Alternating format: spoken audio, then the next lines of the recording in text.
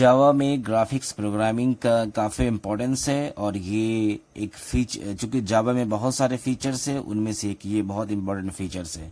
Graphics programming जब हम करेंगे तो जावा जो है ये और पावरफुल हो जाता है और इसकी जो पॉपुलैरिटी है उसकी बहुत सारे फीचर्स है, उसमें उन फीचर्स में से एक ये भी है।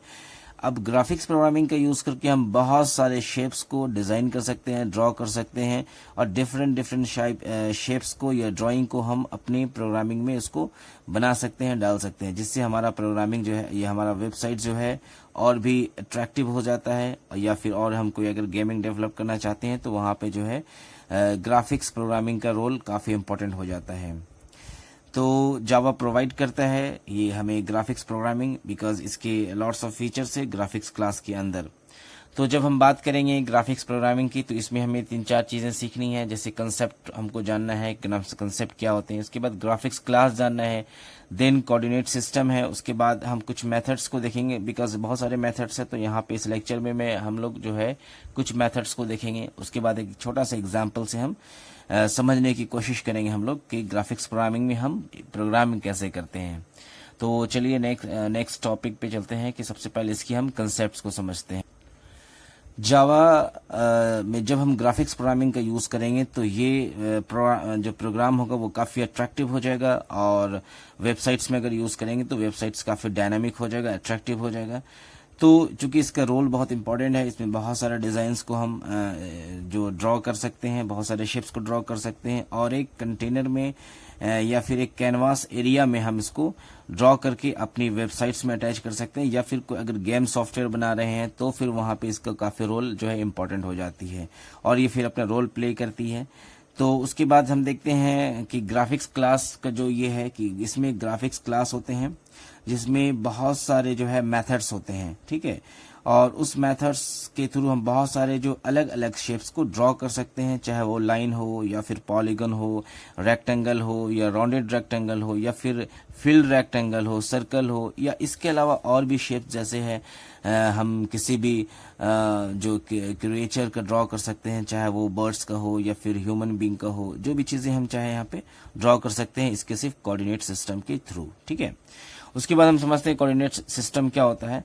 चूंकि कोऑर्डिनेट सिस्टम जो होता है वो इसका जो ओरिजिन वो 0 से शुरू होता है सबसे टॉप में, अपर लेफ्ट में, ठीक है। और उसके बाद जो है इसमें हम फिगर से समझते हैं कि हमने यहाँ पे एक फिगर ड्रॉ किया, आप देखें यहाँ पे 0 से शुरू है और फिर ये इसको हम 10 मान के चले हैं तो 0 10 20 30 40 50, तो ये 50 हो गया, ये कॉमन चुका 0 हो गया। फिर यहाँ पे हम नीचे बढ़ते हैं 0 10 20 30 40 50। उसके बाद यहाँ पे हमने एक शेप ड्रॉ किया है, शेप का जो कोऑर्डिनेट हम देखते हैं ये इनिशियल पॉइंट है 20 20, बिकॉज यहाँ से 0 10 20, फिर यहाँ 0 10 20। उसके बाद इसका जो फाइनल पॉइंट है या एंड पॉइंट है यहाँ पे क्या 0 10 20 30। तो इस तरीके से हम कोऑर्डिनेट सिस्टम जानते हैं और समझते हैं। इसी हिसाब से हम कोऑर्डिनेट सिस्टम अपने हम मेथड में यूज करेंगे ताकि वो जो हमारा शेप हो वो ड्रॉ हो जाए हमारा कैनवास एरिया में, ठीक है। और चूंकि मेथड जो है वो आर्गुमेंट्स यूज करते हैं, आर्गुमेंट्स में जो हमारा स्टार्टिंग लोकेशन होता है, कॉर्नर्स होता है और फिर एंड पॉइंट्स हो जाता है। इस तरीके से हम शेप को ड्रॉ करते हैं, ओके। अब कुछ हम यहाँ पे मेथड्स के ताल्लुक से बात करेंगे। जैसे मेथड्स आप स्क्रीन पे देख सकते हैं। अगर आपको रेक्टेंगल ड्रॉ करना होगा तो हम ग्राफिक्स क्लास से ड्रॉ रेक्ट को कॉल करेंगे और ब्रैकेट पैरेंथेसिस के अंदर हम आर्गुमेंट्स डालेंगे, उसका विड्थ है, साइज है, इनिशियल पॉइंट है। फिर ड्रॉ ओवल करना है तो ड्रॉ ओवल करेंगे। आप जैसे लिखा हुआ है मेथड वैसे ही लिखेंगे, DRAW ड्रॉ स्मॉल होगा, R कैपिटल होगा, फिर DRAW draw small O capital होगा। तो इस तरीके से इसको देखना, समझना और इसी हिसाब से प्रोग्रामिंग करना है। पॉलीगन ड्रॉ करना है तो ड्रॉ पॉलीगन है। फिर स्ट्रिंग ड्रॉ करना है, क्योंकि आपने एप्लेट में स्ट्रिंग किया, स्ट्रिंग के थ्रू यानी आपने कोई भी टेक्स्ट को डिस्प्ले किया तो वहां पे आपने ग्राफिक्स क्लास का ये मेथड यूज किया, ड्रॉ स्ट्रिंग पेंट मेथड के जरिए से आपने यूज किया। वर्ड पेंट फिर ग्राफिक्स जी करके हम लोग यूज, अभी भी हम देखेंगे उसको, बिकॉज जब हम शेप को ड्रॉ करेंगे तो वहां पेंट मेथड का यूज किया जाएगा। उसके बाद आप फिल रेक्ट यानी कि रेक्टेंगल ऐसा ड्रॉ करेंगे जो फिल्ड होगा या किसी भी कलर से वो फिल्ड होगा जो हमारा सेट होगा। फिर नेक्स्ट है फिल राउंड रेक्ट, यानी कि राउंडेड रेक्टेंगल बनाएंगे तो या तो फिल्ड भी बना सकते हैं भरा हुआ भी कलर से, या फिर बिना कलर से भरा हुआ। इसके अलावा और भी बहुत सारे मेथड्स हो सकते हैं, जैसे गेट कलर है, कलर को लेना, गेट फॉन्ट है, सेट कलर है। तो बहुत सारे मेथड्स को हम लोग अपनी प्रोग्रामिंग में यूज कर सकते हैं। ठीक है, तो चलिए हम कुछ एग्जाम्पल्स आपको दिखाते हैं इससे रिलेटेड, मेथड से रिलेटेड। ओके, अब इसमें देखिए कैसे हम लोग मेथड का यूज करते हैं प्रोग्रामिंग में। टॉप में हम लोगों ने पैकेज को इंपोर्ट किया, इंपोर्ट java.awt.asterisk। awt क्या है? Abstract window tool kit. इससे हम क्या किए, इसके अंदर जो भी चीजें हैं हमने क्लास मेथड उसको इंपोर्ट कर लिया। फिर हमने एप्लेट को भी इंपोर्ट किया। एप्लेट यहाँ पे पैकेज है, इंपोर्ट java.applet.star जो भी है इसको हमने इंपोर्ट किया। उसके बाद हम एक क्लास बनाए, क्लास का नाम हमने शेप दिया, public class shape x tends applet. देखिए एप्लेट के जो भी मेथड्स है उसको हम इस क्लास में क्या कर रहे हैं, एक्सटेंड कर रहे हैं, इस क्लास में इनहेरिट कर रहे हैं। ठीक है, उसके बाद हम मेथड यूज करें पब्लिक वर्ड पेंट। यहाँ देखिए ये जो पेंट यूज इस तरीके से हुआ, और ये ग्राफिक्स है जी, यानी ये क्लास है ग्राफिक, और यहाँ इसके तो इसका जो ऑब्जेक्ट है, अब इस ऑब्जेक्ट के थ्रू इसका मेथड को यूज करेंगे। आपने जो ऑब्जेक्ट ओरिएंटेड प्रोग्रामिंग यूज किया है, पढ़ा है, तो वहां पे जिस क्लास का हम मेथड यूज करते हैं तो उस मेथड को हम लोग उसके ऑब्जेक्ट के थ्रू यूज करते हैं, उसको कॉल करते हैं। तो ये चूंकि जी क्या है, ग्राफिक्स क्लास का ऑब्जेक्ट है, इस जी के थ्रू क्या कर सकते हैं, हम इस क्लास के मेथड को यूज कर सकते हैं। तो सबसे पहला मेथड हमने क्या यूज किया, g.draw लाइन। अब यहाँ देखें आप कि g.draw लाइन जो है, यहाँ एक लाइन ड्रॉ करने के लिए फिर हमने यहाँ पे क्या दिया, ये जो कोऑर्डिनेट है इसका 10,10 इनिशियल ओरिजिन है, फिर ये कहाँ तक जाएगा वो चीजें हैं।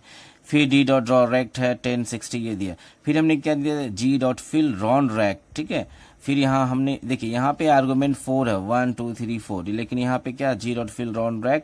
यहाँ पे देखिए 20 1 2 3 4, ये 4 इसका आर्गुमेंट हो गया, साथ ही साथ 2 एक्स्ट्रा आर्गुमेंट हो गया। तो ये जो एक्स्ट्रा आर्गुमेंट है इसका जो कॉर्नर के लिए ये यूज किया जाता है। ठीक है, तो इस तरीके से ये जो है यहाँ पे हमने 3 शेप ड्रॉ की, एक लाइन है, एक रेक्ट है, और एक राउंडेड रेक्टेंगल ड्रॉ होगा। ओके, उसके बाद इसको हम क्लोज कर देंगे, इसको फिर हम सिंपल क्लोज कर दिए, और फिर यहाँ पे ये हमारा प्रोग्राम जावा में ये क्लोज हो गया। लेकिन ध्यान रहे, जब हम इस तरीके से एप्लेट का ये ग्राफिक्स का प्रोग्राम यूज करेंगे तो उसके साथ हम लोगों को एप्लेट का प्रोग्राम जो है वो दिखाना है। एप्लेट का जो कोडिंग है, जैसे HTML में ये हम लोग लिखते हैं और उसको सेव करते हैं, तो हम इससे रिलेटेड सारी चीजें बताएं कि एप्लेट को प्रोग्रामिंग कैसे करना, उसको सेव कहाँ करना, और कैसे इस प्रोग्राम को इस प्रोग्राम से अटैच करना है।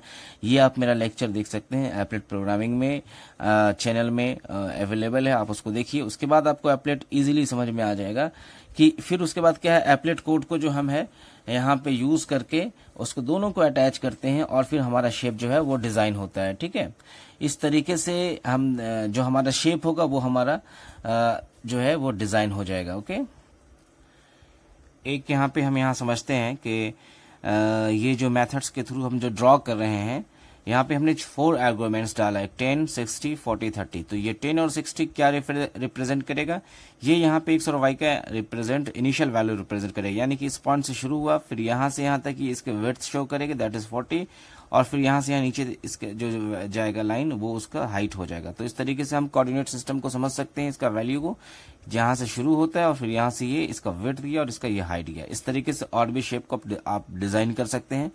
तो 1 बाय 1 करके आप स्टार्टिंग करें अपने प्रोग्रामिंग में, और 1 बाय 1 लाइन से शुरू करें, फिर रेक्टेंगल ड्रॉ करें, ओवल ड्रॉ करें, और फिर धीरे धीरे सारे मेथड्स को यूज करके आप इसको कंप्लीट कीजिए। Okay, thank you very much.